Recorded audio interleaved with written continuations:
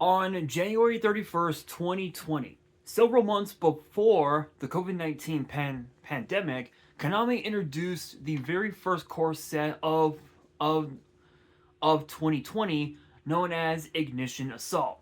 This set Ignition Assault would introduce several new archetypes to the meta, which included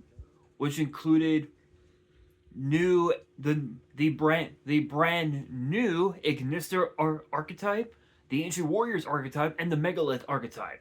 This even also introduced new support for several archetypes, including Archfiends and Sky Strikers.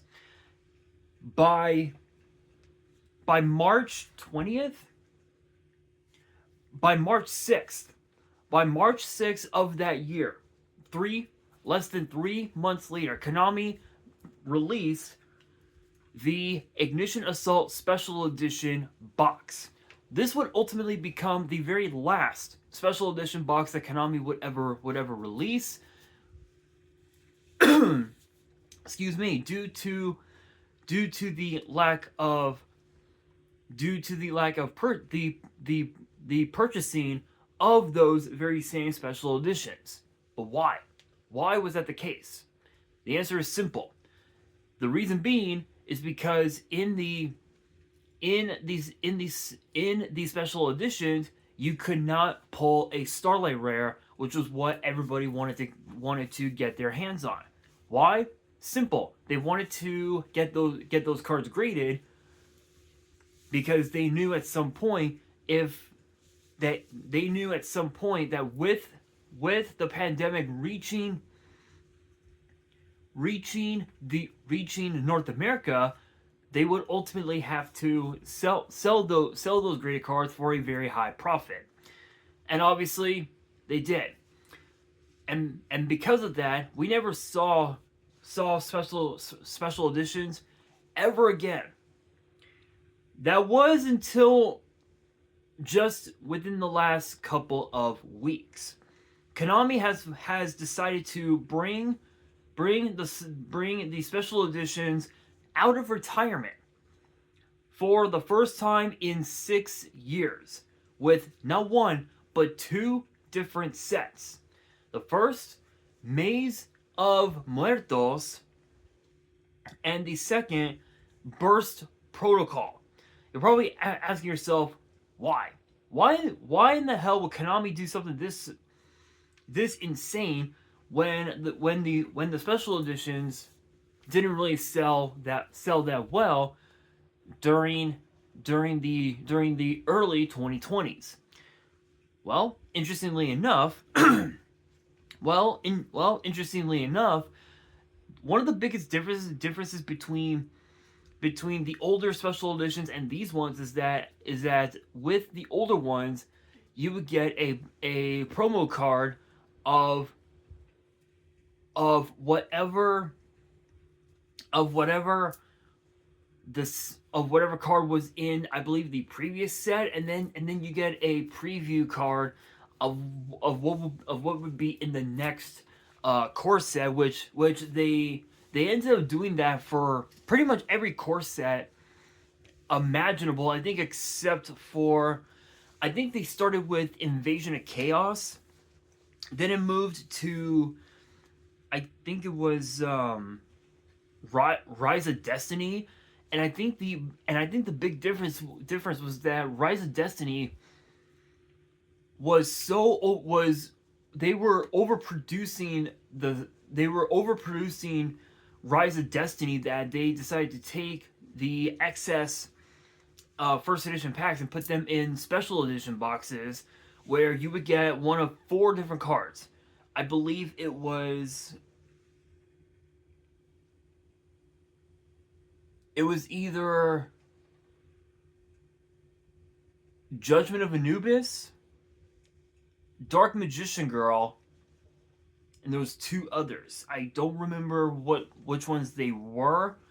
I think diffusion wave motion was the 3rd, and the last one was something else. I cannot think of the name. I actually want to look that up. Rise Destiny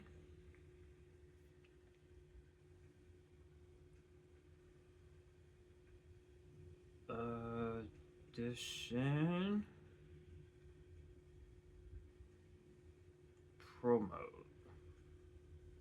promos.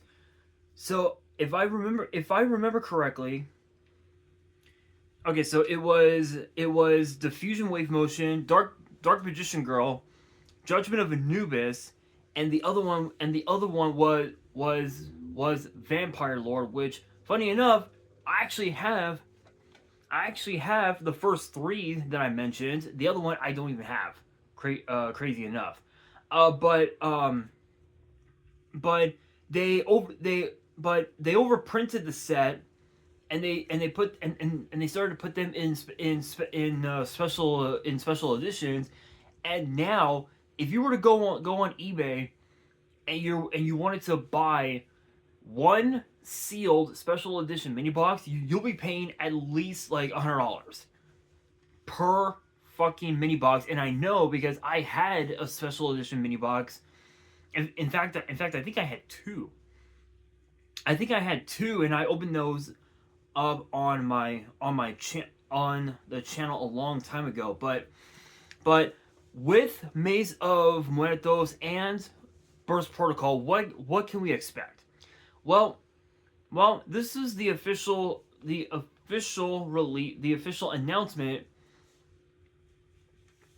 courtesy of, I believe, I think Konami's official website, and then another source. I don't remember what the source is, but this is the official statement. More for Revolver and treats for the ghouls, along with the release of Maze of Muertos this year. Also releases with a 3-pack tuck box that comes with one of 7 collectible field centers. So this is what the tuck box is going to look like for Maze of Muertos. It's literally a special edition. That's all it is.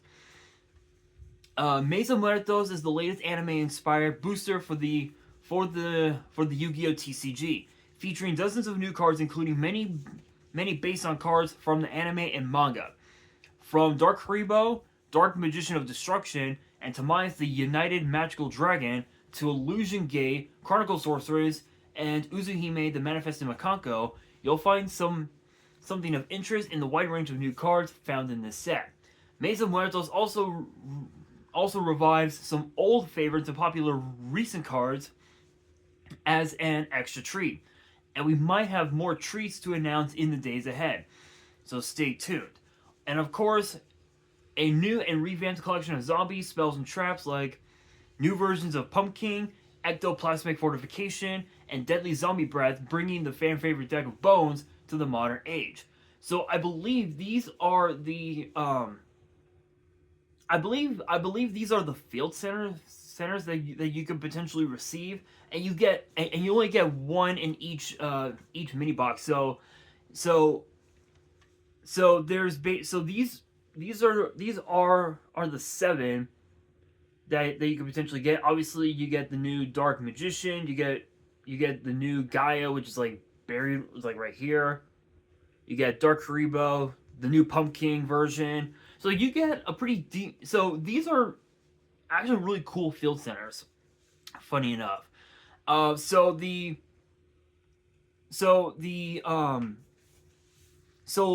field centers are basically as follows: Soul of Gaia the Fierce Knight, Dark Haribo, Mass Hero Atomic, the new Pumpkin Monster, Drill Armed Dragon, Dark Magician of Destruction, and several others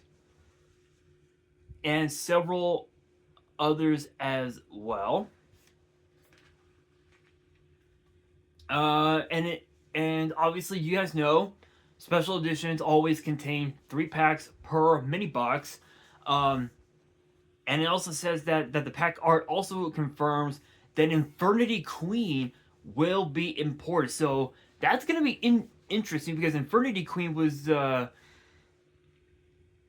think that was one of the older like Jump promos if I remember correctly. And then they're also doing this with Burst Protocol, but the only difference is that instead of getting field centers, you're going to be getting tokens.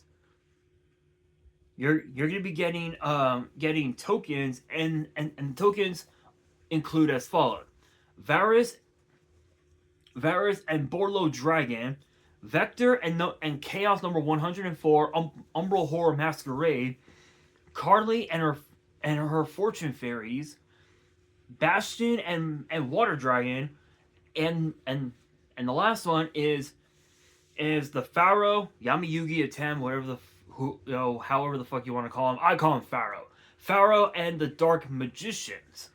Yeah, so this is basically this. It'll be hard to see because I haven't zoomed in, but that's basically, those are the tokens that will be in these packs. Honestly, I think it's kind of interesting that they would bring back the special edition boxes after 6 years, because it's as I said, right? Like, once we got to the sets where they first introduced the Starlight Race, which I believe was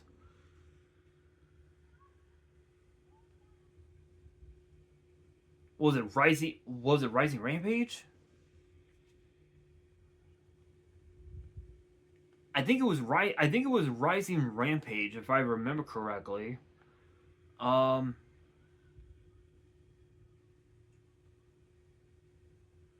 Rising Rampage, here we are.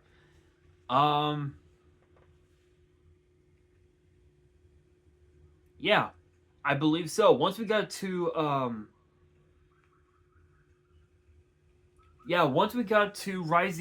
Rising Rampage, that was the set that introduced us to the Starlight Rares, and one of the big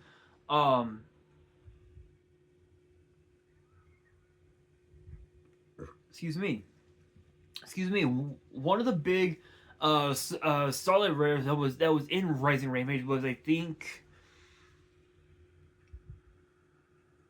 what was it, Appaloosa, if I remember correctly. I could be wrong. I think it was Rising. I think it was Appaloosa. Where is it? Where is Rising Rampage? Trying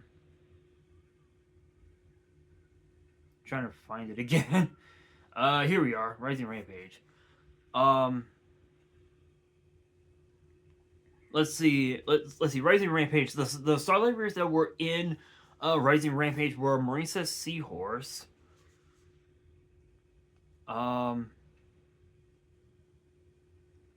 Win the Wind Charmer, Verdant, Appaloosa. I thought so. Appaloosa was the third one.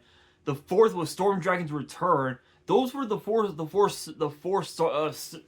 Starlight Rares in the set, and the main chase card was Appaloosa, because of the fact that it essentially was an Omni negate, and you can negate 4 things at once, which is crazy. But what's even more funny is that people found ways to give Appaloosa infinite negates, and that was with the use of Moon Mirror Shield, and that was one of the things that was one of the reasons why Appaloosa got banned, was because of that little tech.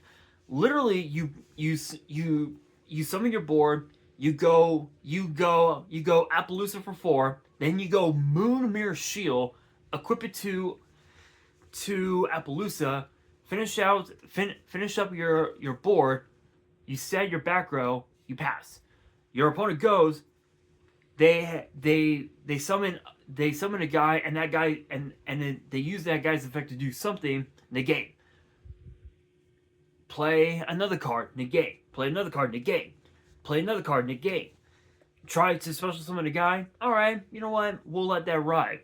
They attack into Appaloosa thinking that Appaloosa was gonna die. Nope. Nope. It doesn't get destroyed because of Moon Mirror Shield's effect. It basically ensures that it gains an extra 100 attack over your opponent's monster, which is nuts. It was a nutty play. So that's one of the reasons why Appaloosa got banned recently within the last year. It's because of that reason. I will say the special editions are going to be a little bit interesting because again once we got to the era of Starlight, you couldn't pull any Starlight rares out of the special editions, and that's why people stopped buying them. They stopped buying the special editions because of that reason, because you couldn't pull Starlight rares out of the special edition packs at all. You couldn't pull them. You can only get them through means of the first edition boxes, and that was it.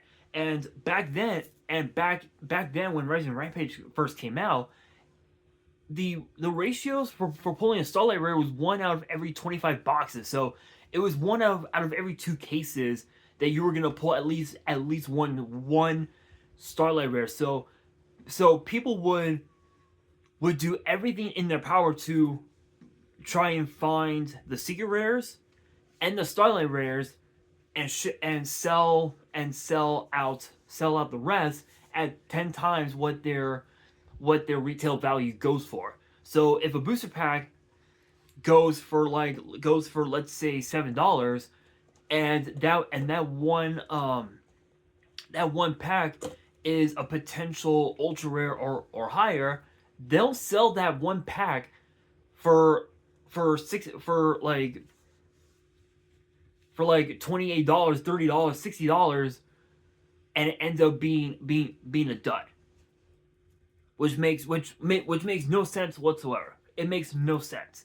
I will say that these 2 special editions for Maze of Muertos and Burst Protocol, it's going to be interesting because Burst Protocol is going to introduce us to some new support for Rocket and several others, to which I've already talked about all the cards on the channel. If you have not checked out those videos, definitely check them out. I've already talked about all the new cards that will be in Maze of Muertos, which I believe we should be getting that set within the next month and a half or so. So that'll be interesting. Burst Protocol is going to be released.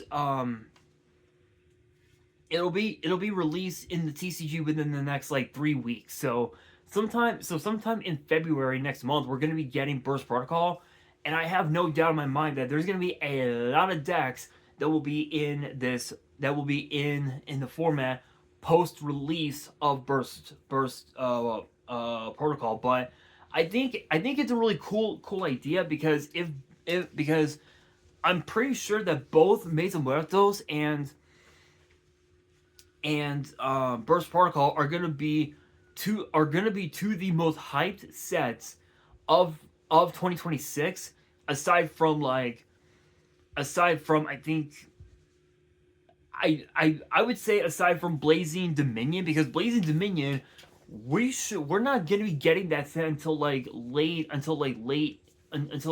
in the spring. So I have no doubt that these 2 sets are gonna be super hyped, and there are gonna be so many decks that are gonna make their way into the meta. So Konami will probably gonna purposely overprint both of these sets, and that's why they're gonna move the excess packs into these tuck boxes or special editions. to make it more accessible for players to get their hands on cards that they feel like that they need, whether it's whether it's the new support for Rockets, whether it's the new Pumpkin Pumpkin, the new Pumpkin archetype, whatever. I think it's a good idea, but as far as like retail price, how much they'll go for? Interestingly enough, the special edition mini boxes, if you bought them at your local Walmart or your local Target back in the day, they would usually sell them for like 10-15 bucks a pop, easy. This time around, they'll probably sell it for about I'd probably say around the same price, maybe a few dollars more. Like I'd say $13, maybe $14 at best. Which honestly, for what it's worth, it's a pretty good value because the tokens. Because in Burst Protocol, the tokens are gonna be very very valuable, and I know that because I have a shit ton of tokens in this deck box here. Literally, this stack of cards, it's all tokens, plus my field centers from this set right here. Dual Devastator, which I would love to get my hands on that box again, but that set is so expensive. It's so expensive, and I believe they're selling them on eBay for like a couple $100, which is crazy. But these are the 4 field centers that I ended up pulling. So I pulled the Underroot card, Ghost Ogre, Ash Blossom, and of course Seto Kaiba. I believe there's like 10 of them, like 10 or 15 of them, and I pulled like 4. I got like four of the better ones actually. There's also these ones which I got from got out of the Legendary Duelist season 1 set. Which they're technically tokens. You can use them as tokens, but they were used for something else. I don't remember what they were used for. But the rest of these are tokens. So we've got obviously from the Albaz structure. I'm just going through them like really quickly. From the Albaz structure deck, these are from tins. I don't remember what tins they're from. These ones are from the Crystal Beast structure deck. Literally.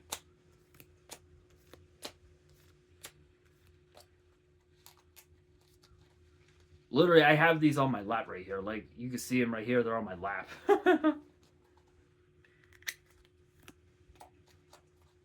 Obviously, the Stray Lamb / Scapegoat tokens, which came out of the Legendary Collection Yugi's World and Joey's World sets. A bunch of Karibo tokens. Literally, it's all like Stray Lamb Scapegoat tokens, which is insane. Absolutely insane. And they're falling. They're falling off my lap. These two came from the 2016 tins, if I remember correctly. Hold on, let me. CT14, yeah, I believe these came from the 2016 Mega Tins. These came from the Legendary Dex 2 sets. Again, more of the these ones came from Yugi's Legendary Dex. These Gore tokens came from Yugi's World, and then of course from the 5D's decks are these 3 bad boys right here. So, yeah, there's that. There is that. I will say, as I am trying to pick up all my tokens, I think it's gonna be interesting to see as I'm like trying to fix up my tokens here. It's gonna be interesting to see what decks are gonna be in the format post release of Burst Protocol and Mesa Muertos, because the possibilities are out there, and these tokens are definitely the tokens in Burst Protocol. They're definitely gonna go up in price. The values of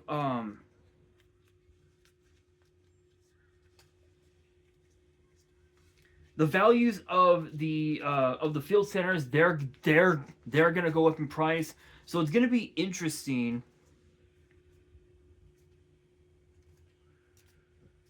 to see like what we can